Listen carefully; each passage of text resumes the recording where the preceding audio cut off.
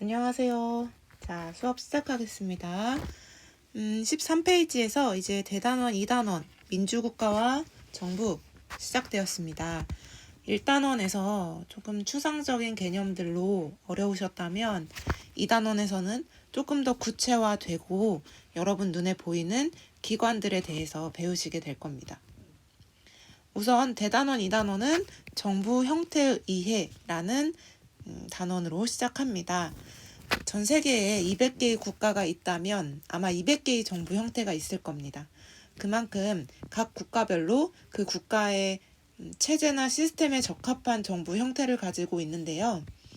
많은 정부 형태 중에서 대표적으로 두 가지, 의원 내각제와 대통령제에 대해서 배우시게 될 겁니다.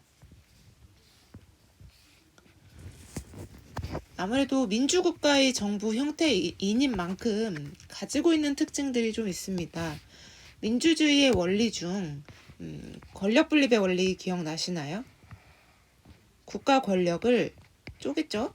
입법부와 행정부, 사법부로 분리해서 서로 견제하고 그걸 통해서 균형을 맞추려는 원리였습니다.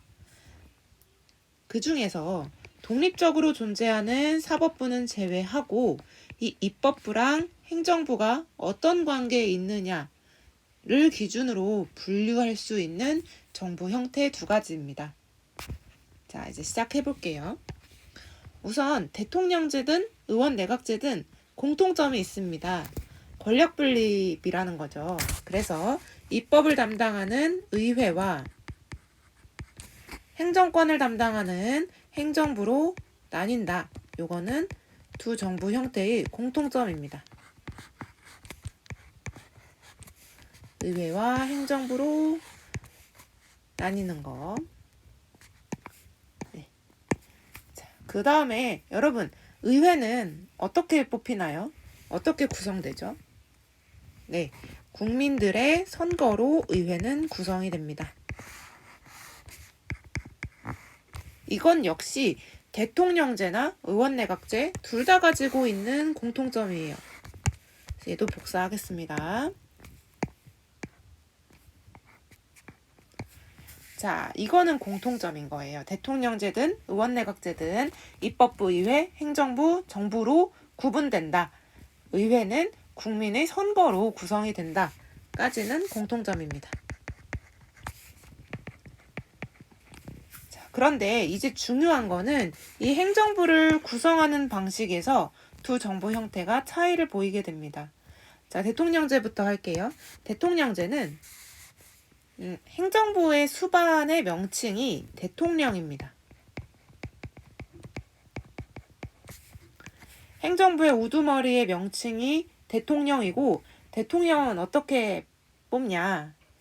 바로 국민의 선거로 선출됩니다. 자, 대통령제 끝. 의원내각제 볼게요. 의원내각제에서 행정부 수반, 행정부 우두머리를 가리키는 명칭은 총리나 어떤 나라는 수상이라고 부르기도 합니다. 그럼 이 두 총리나 수상이 어떻게 뽑히냐? 대통령제에서는 국민의 선거로 뽑혔죠. 의원내각제에서는 의회에서 총리와 수상을 선출합니다. 되셨나요? 그러니까 다시 국의회에 의원들이 내각을 구성하는 정부 형태, 의원 내각제라는 명칭이 붙은 거죠. 그러면 학습지로 다시 정리하겠습니다. 자, 대통령제는 누가 대통령을 선출하나요? 국민이 대통령을 선출하고 그리고 선출된 대통령이 행정부를 구성하는 정부 형태입니다. 행정부를 구성한다는 얘기는 행정부에 속해 있는 강요들을 대통령이 임명한다는 의미입니다. 의원내각제에는 의회에서 선출된 다수당의 대표가 행정부 수반으로서 내각을 구성하는 정부 형태입니다. 이때 행정부 수반의 명칭은 총리나 수상이 되겠습니다. 의원내각제는 영국에서 시작된 정부 형태입니다. 옛날에 시민혁명 할 때 기억나시나요? 영국에서 왕이 이제 원래 있었는데 명예혁명을 통해서 왕을 없애진 않았잖아요. 왕을 없애진 않았고 왕은 인정을 해주되 의회라는 기관에서 의회의 동의 없이는 세금을 못 걷고 의회의 동의 없이 법률을 못 바꾸게 했습니다. 즉 의회에게 엄청난 큰 권한을 준 거죠. 그걸 바로 입헌군주제라고 했잖아요. 그래서 입헌군주제를 바탕으로 의회를 중심으로 하는 정부 형태가 생겨나게 됩니다. 그 전통이 이어져서 현재의 의원 내각제로 이어진 거고요. 자, 그렇다 보니 의원 내각제에서는 형식적인 국가 원수, 왕이 존재합니다. 하지만 왕은 형식적인 국가 원수일 뿐 실질적인 정치를 하지는 않아요. 실질적인 정치는 누가 하냐? 바로 행정부 수반인 총리 또는 수상의 역할입니다. 그리고 이때 때때로 어떤 나라들은 형식적인 국가 원수가 대통령이라는 명칭인 나라도 있어요. 여기서 국왕이든 대통령이든 총리든 수상이든 중요한 것은 국가의 권력이 국가 원수와 행정부 수반으로 나뉘어 있다는 거죠. 바로 이원화되어 있다는 점입니다. 반면에 여러분 대통령제를 한번 보세요. 대통령제는 별도의 선거에 의해서 구성된 의회와 행정부 수반으로 이루어져 있습니다. 미국이 독립해서 나라를 세우는 과정에서 왕이 존재하지 않았기 때문에 선거를 통해서 국가의 원수를 뽑았습니다.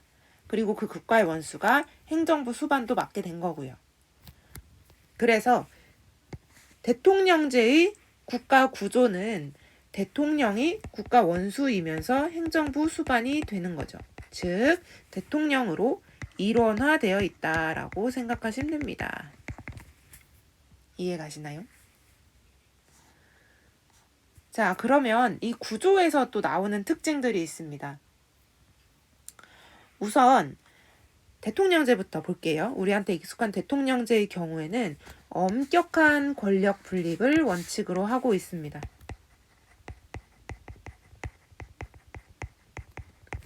그리고 상호 독립돼 있고요. 별도의 선거로 구성되다 보니 서로 굉장히 독립적입니다. 그리고 견제와 균형에 조금 더 초점이 맞춰져 있는 정부 형태인 거죠. 자, 그러면 이제 의회와 대통령이 각각 견제할 수 있는 제도를 알려드릴게요.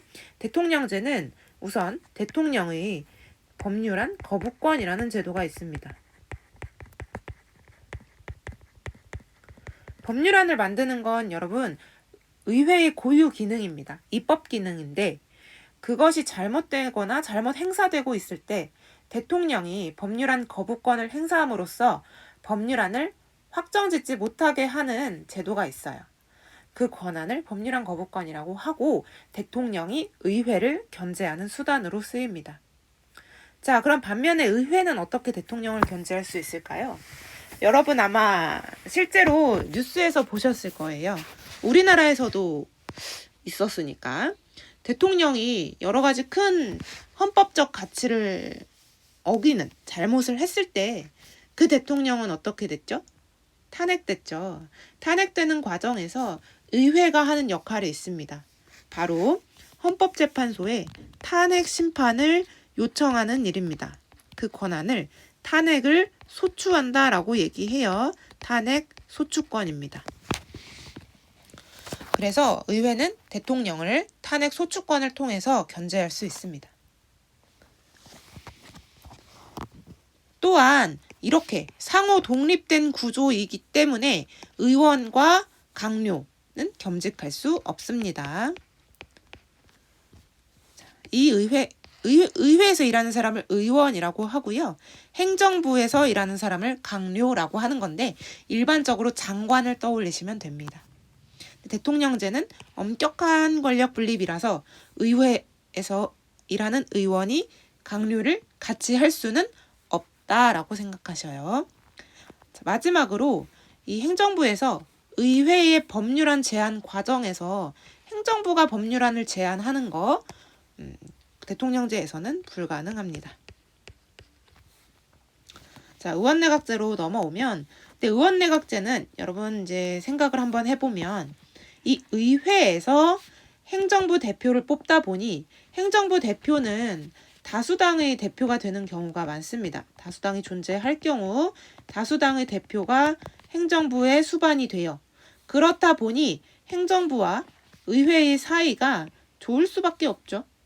그래서 이 의원 내각제는 굉장히 권력 융합형입니다. 또한 의회와 행정부 중에 누가 힘이 세 보이나요? 행정부의 수반을 선출하는 의회가 조금 더 힘을 갖고 있는 것처럼 보이시나요? 그래서 의원 내각제는 권력 융합형의 의회 중심주의입니다. 하지만 그럼에도 불구하고 권력 분립을 따르고 있기 때문에 서로 견제할 수 있는 수단은 있어야 해요. 필요합니다. 그래서 의원 내각제도 서로 견제할 수 있는 수단이 있어요. 근데 대통령제랑 조금 명칭이 달라. 자, 우선 정부가 가지고 있는 권한은 의회 해산권입니다.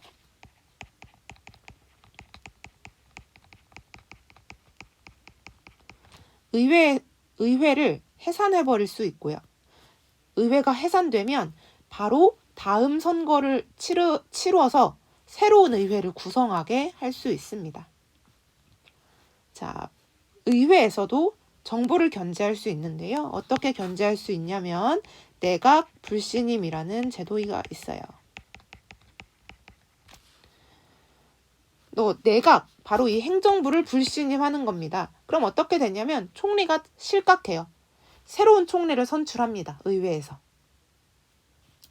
그래서 정부가 의회 자체를 해산해버리거나 의회가 내각 자체를 실각시켜버리는 제도들이 있는 거죠. 이런 제도들로 서로를 견제하고 있는 거고요. 자, 또한 권력 융합형이기 때문에 의회에서 일하는 의원과 행정부에서 일하는 강요를 함께 할 수 있습니다. 겸직이 가능해요. 또한 의회의 입법 과정이 있는데 행정부에서 법률안 제안을 할 수 있다라는 거 의원 내각제의 큰 특징입니다. 법률안 제안 가능. 그래서 여기서 나오는 장단점들이 좀 있습니다. 우선 행정부에서 어떤 잘못을 했을 때 실각시켜버릴 수 있어요. 의회가. 잘라버릴 수 있는 거야. 또 반면에 의원이 제대로 일을 안 하면 총리나 수상이 의회를 해산할 수 있습니다. 그래서 일본은 국회의원 4년 임기가 있는데 통계적으로 60% 정도밖에 못 채운다고 합니다.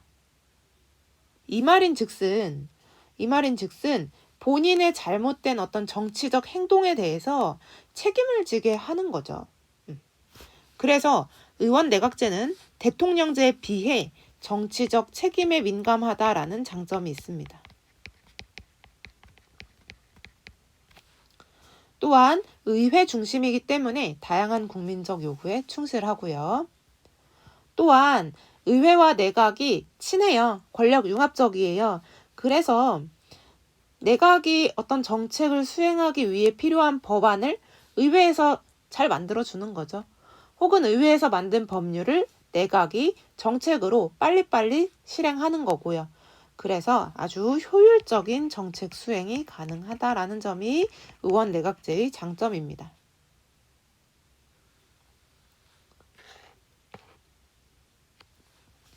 대통령제의 장점을 생각해 볼게요. 대통령제의 큰 특징은 이 대통령이나 국회의원의 임기가 보장된다라는 특징이 있어요. 근데 이 특징은 장점인 것도 있고 단점인 것도 있습니다. 자, 우선 장점인 거는 임기가 보장돼 있다 보니까 그 정치의 흐름이 되게 안정적이에요. 책임을 묻기 위해서 자르는 건 좋은데 그 과정이 굉장히 어떻게 생각하면 좀 혼란스러울 수 있거든요. 근데 대통령제는 임기가 보장된다라는 것으로 인해서 정국이 안정된다라는 장점이 있습니다. 또한 정책을 그 임기 내에서 지속적으로 수행할 수 있어요. 정책의 지속성이 있습니다.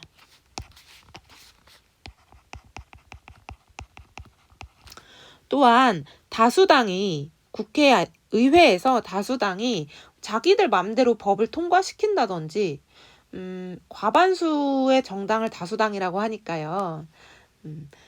이 다수결의 원리가 적용되는 의회 안에서 횡포를 부릴 우려가 좀 있습니다.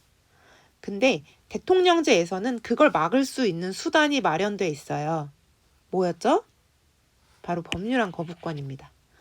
다수당의 횡포에 대해서 대통령이 법률안 거부권을 행사함으로써 그 횡포를 막을 수 있다라는 거 대통령제의 좋은 장점입니다.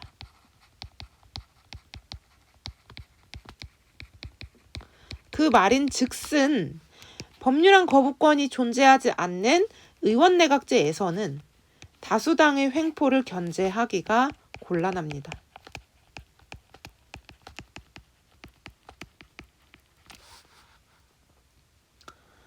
그 다음에 두 번째로 여러분 이 상황을 한번 생각해 보시면 자, 첫 번째 상황입니다. 의회 구성이 A당 70석, B당 20석, C당 10석인 상황이에요. 자, 이 상황에서 총리는 어느 당 대표일까요? 그렇죠. 국회 다수당인 A당의 대표가 총리가 되겠죠. A당이 과반수를 넘는 의석을 확보하고 있기 때문에 단독으로 A당 혼자 내각을 구성할 수 있는 상황입니다. 이런 상황을 바로 단독 내각이라고 얘기를 하고요. 자, 여러분 두 번째 케이스를 볼게요. 다음 총선에서 결과가 바뀌었어. A당은 30석, B당 40석, C당 30석으로 바뀌었습니다. 그렇다면 총리는 어느 당의 대표가 될 수 있을까요? 여러분 머리가 좀 복잡하지 않으세요? A당 혼자 총리를 내서 당선시킬 수 있을까요? B당은? C당은? 안 되겠죠. 왜? 과반수를 넘는 정당이 없기 때문에 단독으로 내각을 구성할 수 없어진 상황입니다. 이때는 A당과 B당이 합치거나 B당이랑 C당이 합치거나 아니면 A당과 C당이 합쳐야 과반수가 넘는 인원이 됨으로써 내각 구성이 가능해지겠죠. 이렇게 과반수를 넘는 다수당이 없어서 당들이 연합해야 내각을 구성할 수 있는 상황, 이런 상황을 연립내각이라고 얘기합니다. 요 연립내각이라는 단어는 의원내각제에서 사용하는 단어니까 힌트로 생각하시면 좋겠죠. 자, 그런데 여러분 지금은 선생님이 여러분 이해하기 쉽게 세 가지 정당만 예를 들어서 얘기를 했는데 실제 정치에서는 대여섯 개의 정당들이 10몇 %씩의 지지율을 가지고 있는 경우도 있습니다. 그렇다면 지금처럼 두 개가 연합하지 않고 3, 4개의 정당이 연합해서 정부를 구성하는 경우도 있어요. 그러면 이런 경우에 A당과 B당 연립내각인데 B당이 C당이랑 다시 연합해서 현재의 내각을 불신임하고 다시 B당과 C당의 연립내각이 생길 수도 있고요. C당과 A당이 다시 연합해서 현재 정부를 불신임하고 다시 내각을 만들 수도 있는 거고요. 이해가세요? 그런 게 연립내각의 어떤 우려가 되는 점이긴 합니다. 연립내각 장점도 있어요. 뭐냐면 A당이 단독 내각을 했을 때보다 A당과 B당이 연립내각을 하면 다양한 국민들의 의견을 듣고 반영시킬 수 있겠죠. 그거는 장점이에요. 하지만 너무 많은 군소정당들끼리 연립하게 되는 경우는 전국이 불안하고 혼란해질 우려가 있습니다. 이해되시나요?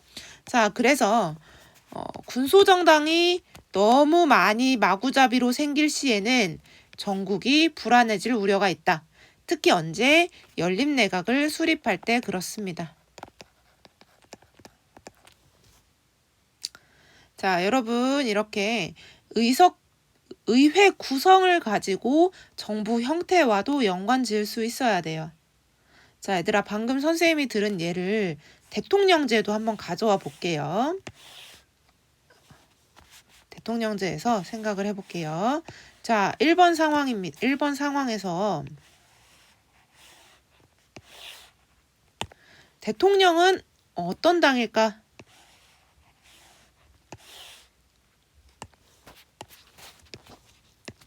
대통령은 어느 당 후보가 당선됐을까요? 바로 알 수 없습니다. 그 이유는 뭐죠? 별도 선거에 의해서 선출하기 때문에 의회의 결과와 대통령의 결과는 연관이 없습니다.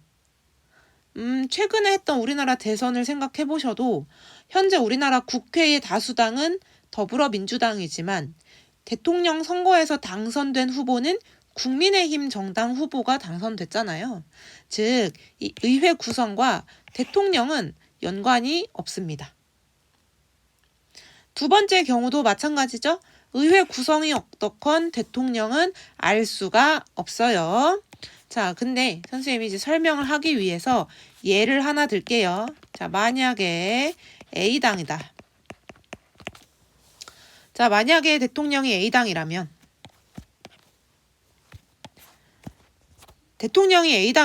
여러분 국회에서 A당과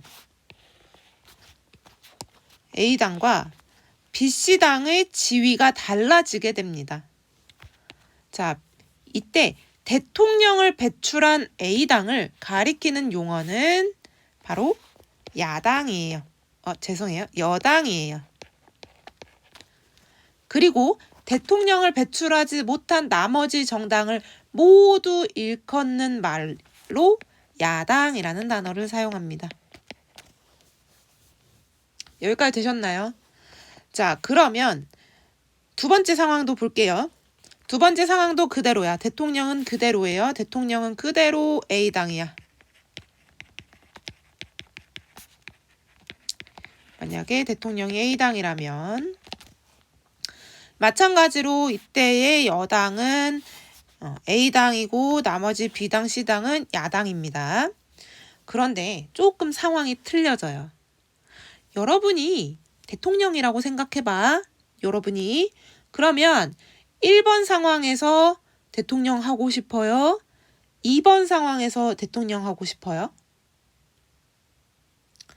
여러분, 원래 여당은 대통령이 속한 당이기 때문에 굉장히 대통령을 지지하고 대통령과 함께 대통령을 좀 서포트해주고 의회에서 대통령의 정책을 수행하기 좋은 법안을 만들어주고 예산안을 통과시키는 역할을 합니다.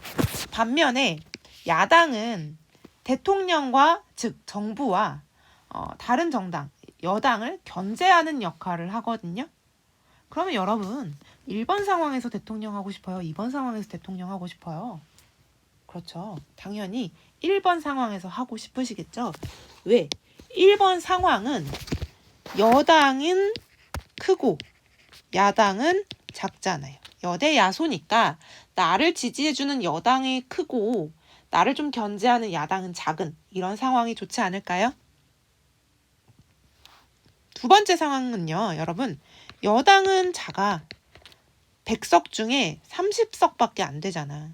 근데 야당은 B당과 C당은 야당인데 둘이 합치면 70석이니까 국회에서 크기가 크잖아요. 여소야대 상황입니다. 이 여소야대라는 단어는 주로 또 대통령제에서 쓰이는 단어니까 여러분 나중에 문제 풀 때 힌트로 생각하고 푸시면 좋겠죠. 어쨌든 넘어가서 이런 상황에서 특히 이 여소야대 상황에서요. 대통령, 정부와 야당 간에 대립이 심해진다면 의회와 정부 간의 사이가 대립으로 치달아서 정치가 제대로 안 되는, 정국이 마비되는 현상이 일어나기도 합니다. 자, 그게 이제 대통령제에서 있을 수 있는 단점 중에 하나예요. 자, 의회와 행정부가 대립할 때 조정하기가 어렵다라는 점입니다. 특히 언제 그렇냐? 여소야대 상황에서 그렇습니다. 왜냐하면 이 의회의 야당과 대통령, 정부를 사이에서 조정해 줄 수 있는 게 여당의 역할이거든요. 야당과는 이제 같은 의회에 있으니까 야당과 이제 협의를 통해서 설득을 할 수 있는 거고, 정부와 또 여당은 서로 이제 당정협의회라는 걸 통해서 협의도 자주 해요. 그러니까 여당이 중간에서 조정을 할 수 있는 거야. 근데 여당의 크기가 너무 작아. 30밖에 안 돼. 그러면 대통령과 의회가 대립하는 상황에서 어떤 중재의 역할을 하기가 너무 미미하다는 거죠. 그래서 대립을 조정하기가 어렵다라는 게 대통령제에서 있을 수 있는 단점입니다. 자, 그거 외에도 임기가 보장되어 있다라는 특징 때문에 어느 정도 정치적 책임에 덜 민감하다라는 특징이 있습니다. 책임을 아예 안 지는 건 아니에요. 하지만 의원내각제에 비해서 민감하지 않다는 특징이 있다. 자, 두 번째, 대통령의 권한이 굉장히 막강합니다. 국가 원수이면서 행정부의 수반이다 보니까 국가 원수로서의 권한도 가지고 있고 또 행정부 수반으로서의 권한도 가지고 있어요. 권한이 굉장히 커요. 근데 이거를 잘 쓰면 좋은데 이 많은 권한을 가지고 독재 정치를 할 수 있는 우려가 된다라는 거, 대통령제의 단점입니다. 자, 그래서 대통령제를 대표하는 국가는 미국과 한국이 있고요. 의원내각제를 대표하는 국가는 영국, 일본, 독일 등 다양한 국가들이 있습니다. 그래서 특히 여러분 이제 총리나 수상이 행정부의 수반인 나라들은 의원내각제일 가능성이 높아요. 자, 그리고 대통령이 존재하면 또 대통령제일 가능성이 높습니다. 무조건 다 대통령제는 또 아니고요. 다음 시간에 배울 이 프랑스의 이원 집정부제를 보시면 프랑스는 대통령이 있음에도 불구하고 대통령제는 아니거든요. 이건 다음 시간에 하도록 하고요. 자, 오늘 여러분 대통령제와 의원내각제를 배우셨는데 기본적인 구조를 이해하신 뒤에 대통령제에 있는 특징적인 제도들, 권한들, 그리고 의원내각제의 특징과 제도들, 또 장단점을 잘 정리해 두시길 바랍니다. 앞으로 배울 이원정부제와 우리나라의 정부 형태를 잘 이해하고 응용을 하려면 기본적인 이 대통령제와 의원내각제가 잘 정리가 돼 있으셔야 돼요. 그래서 오늘 배운 거 잘 복습하셔서 정리해 두시고 그래도 이해가 안 가면 등교하셔서 질문하시길 바랍니다. 자, 오늘 여기까지 하겠습니다. 수고하셨어요.